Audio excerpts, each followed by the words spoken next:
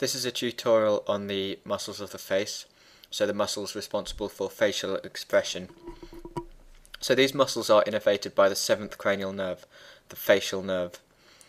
So when you're testing a patient's cranial nerves and you get to cranial nerve number 7, you ask them to wrinkle their forehead, to close their eyes as tightly as they can, to show you their teeth by making a smile, and asking them to puff their cheeks out. So this is a crude test of the muscles of facial expression. So the way I'm going to do this tutorial is that I'm going to start superiorly and work through the various muscle groups in the face. So the orbital muscle group, the nasal muscle group, and then the muscles in the oral region. So to begin with, looking at the most superior muscle on the face, you can see this muscle here, which is the frontal belly of the occipitofrontalis muscle. And it's called the occipitofrontalis muscle because it consists of two muscle bellies.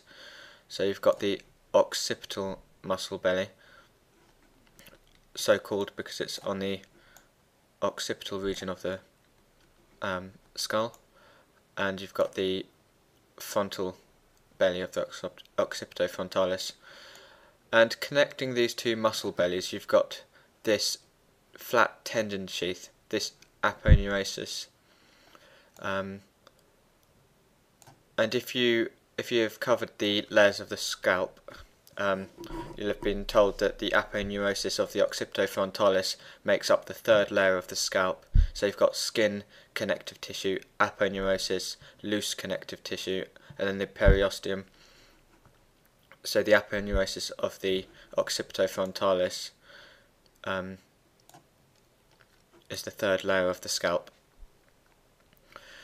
So if we just look at the orbital region,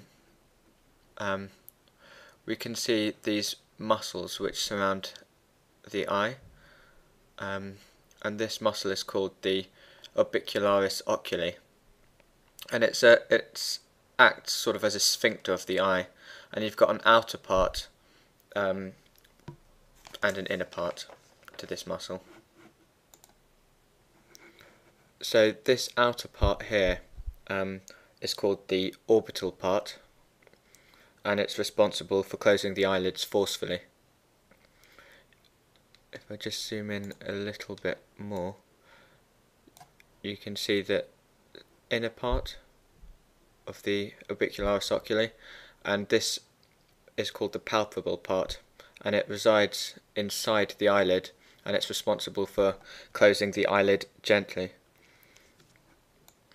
So that's the orbicularis oculi, this circular muscle responsible for closing the eyelids. So the next muscle is this muscle here, the corrugator supercilii, and it lies just deep to the orbicularis oculi, and it draws the eyebrows medially and downward. There are three muscles associated with the nasal muscles of the face in the nasal group.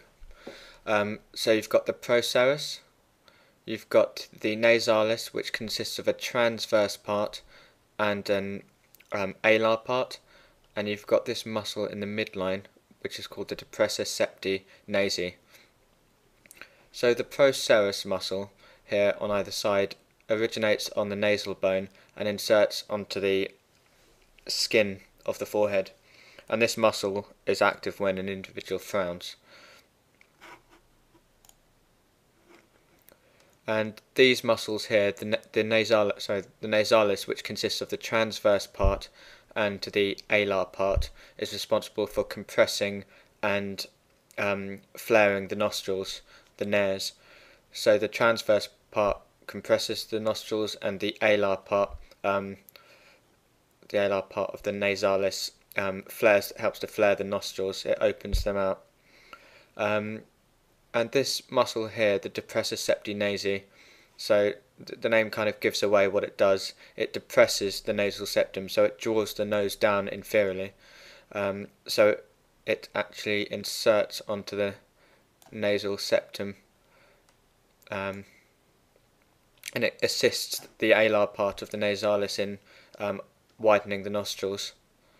So those are the three muscles of the nasal group of the facial muscles: the procerus, the nasalis, and the depressor nasi septi.